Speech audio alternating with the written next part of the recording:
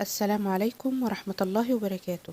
النهاردة هنعمل مع بعض القرص الطرية باللبن الرايب بطريقة سهلة وبسيطة ومقادير وتسوية مظبوطة جدا، وهتطلع معاكي أحلى وألذ قرص إن شاء الله. وهقولك إزاي تسويها وتاخد منك اللون الحلو ده، وكمان هنقول شوية تركات في آخر الفيديو علشان القرص تنجح معاكي وهتحافظ على طراوتها لآخر قرصة.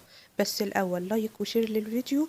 ولو أول مرة بتشوفوني، أنا غادة وقناتي حلوة وسهلة، ويلا نسمي الله ونبتدي بالوصفة. هعمل معاكم مقادير كيلو من الدقيق متعدد الاستخدامات، وطبعا ممكن تضاعفي الكمية براحتك. ده كيلو من الدقيق متعدد الاستخدامات، ولازم يكون يا بنات منخول كويس جدا. هضيف عليه معلقة كبيرة من الخميرة الفورية، ومعلقة صغيرة من الملح، و3 معالق كبار من السكر، ومعلقة كبيرة ممسوحة من البيكنج باودر. وهقلب كل المكونات دي كويس جدا مع بعض. تقدري طبعا تختبري الخميرة بتاعتك الأول بإنك تحطيها مع السكر مع ربع كوباية من المية الفترة، وبتسيبيها على جنب شوية علشان تشوفيها شغالة ولا لأ. بس أنا ضفتها على طول على الدقيق لأني متأكدة جدا من الخميرة بتاعتي.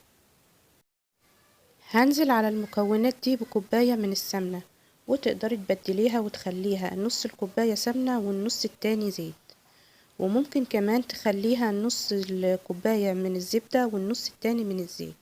بس السمنة بتكون أفضل مع القرص الطرية، بحس نكهتها وطراوتها بتكون أفضل من الزبدة بكتير. هنبتدي بقى بإيدينا كده ونبس الدقيق مع السمنة كويس جدا. ودي يا بنات أهم خطوة في القرص، إنك تغلفي كل حباية من الدقيق بالسمنة وتتشرب منها كويس جدا زي ما بنعمل الكحك بالظبط.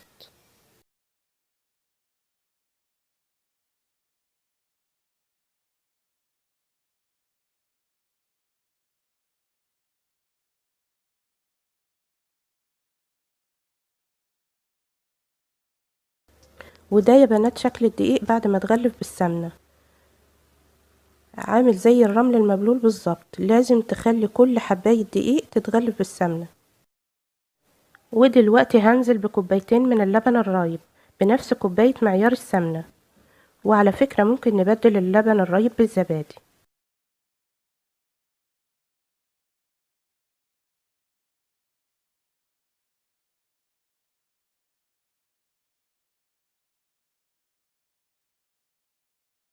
وطبعا هنبتدي نعجن ونلم العجينة كويس جدا.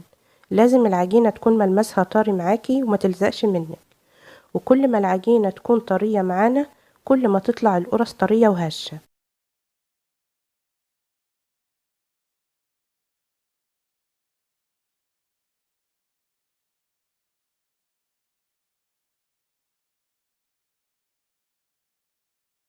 ودلوقتي بقى هناخد العجينة على الرخامة بتاعتنا ونحط كل همتنا فيها زي ما انت شايفة كده بالظبط، علشان العجينة تطلع معانا طرية وناعمة.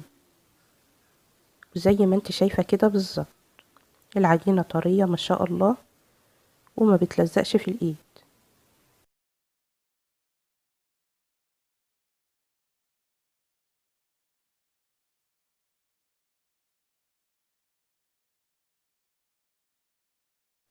دلوقتي بقى هنغطي عليها ونسيبها في مكان دافي من 15 ل20 دقيقة تقريبا لحد ما تتفاعل الخميرة في العجينة وتختمر معانا. وده يا بنات شكل العجينة بعد ما اختمرت معانا. ما شاء الله اختمرت كويس جدا. اخدت معايا نص ساعة، لان طبعا الجو برد ومعروف ان العجين مش بيختمر بسهولة. تقدري تحطيها في مكان دافي زي فرن البوتاجاز، وتحطي تحتها صينية فيها مية سخنة علشان تساعد معاكي عملية التخمير، لان طبعا الجو برد جدا. دلوقتي بقى هنبتدي نقطعها مع بعض على شكل كور صغيرة، او طبعا حسب الحجم اللي انت عايزاه. انا عن نفسي بحب اقطعها كده مباشرة في صاج الخبز. باخد كده كل قطعة من العجينة واعملها كورة صغيرة، واضغط عليها بالراحة ضغطة خفيفة. اهم حاجة في المرحلة دي اننا نظبط القرص ونخليها كلها سمك واحد. وطبعا لازم نسيب مسافة بين كل قرصة والتانية علشان الاختمار وكمان عشان الخبز. وعايزة اقولك ان انت لو حابة انك تكتري الكمية او تضاعفي الكمية، فهتقدري ان انت هتضاعفي كمية الدقيق. وكمان ما تنسيش ان انت تضاعفي كل كمية المكونات اللي موجودة فيها، زي الخميرة، السكر، البيكنج باودر، السمنة واللبن، وحتى كمية الملح. لازم كل حاجة تكون بمقدارها المظبوط. وطبعا في مرحلة التشكيل دي تقدري تعمليها قرص محشية. ممكن تحشيها حوادق زي جبنة سادة، أو جبنة مع زيتون، أو جبنة مع زعتر. ممكن كمان تحشيها حلو زي العجوة بالسمسم، الملبن، القرفة بالسكر. يعني شكلي كده حسب رغبتك، لو حابة انها تكون قرص محشية.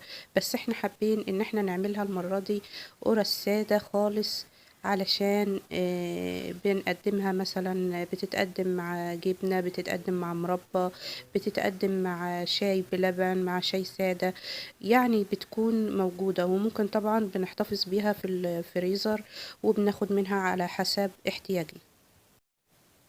هبتدي بقى كده اضغط على كل كورة ضغطة خفيفة كده، يعني عايزين سمك يكون مظبوط، ولا رفيع ان القرص تنشف منك، ولا تكون سميكة انها ما تستويش كويس وتكون معجنة من جوه.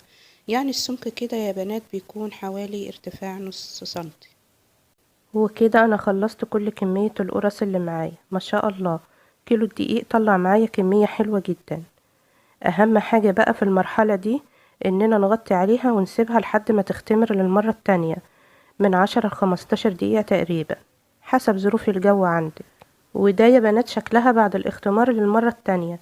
دلوقتي بقى هندخلها فرن ساخن مسبقا على حرارة 200 درجة لحد ما تتحمر معانا. لو فرن الكهرباء شغالي من فوق ومن تحت وشغالي المروحة، ولو فرن البوتاجاز هتشغلي من تحت الأول لحد ما تتحمر. بعد كده هتطفي من تحت وتشغلي الشواية علشان تحمري الوش كويس. واهم حاجة يا بنات، اول القرص ما تخرج من الفرن مباشرة تغطي عليها علشان تفضل طرية معاكي وتحتفظ بطراوتها وهشاشتها لاخر قرص. ما شاء الله، القرص طالعة لونها تحفة، طرية، وريحتها قلب الدنيا، خفيفة وطرية ولونها موحد ما شاء الله. القرص الفلاحي يا بنات مش بندهن وشها، مش بندهن وشها اي حاجة خالص، لانها بيكون فيها السمنة واللبن الرايب او الزبادي، وده بيكون كفيل انه يطلعها باللون الحلو ده. القرص الفلاحي يا بنات من اجمل القرص اللي ممكن تحضريها في شهر رمضان، وبتكون حلوة جدا في السحور. ولو انت اول مرة تعمليها ان شاء الله هتطلع معاكي مظبوطة ومن اول مرة. شايفين بقى الجمال؟ شايفين الهشاشة والطراوة اللي فيها؟ تسوية مظبوطة من تحت ومن فوق. يلا بقى نقول شوية نصايح سريعة كده علشان القرص تنجح معانا.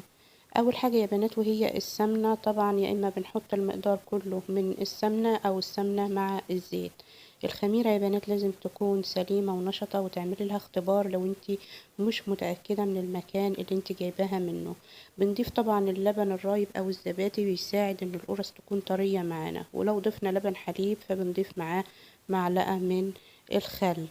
والتخمير يا بنات لازم تتخمر التخمير الصحيح.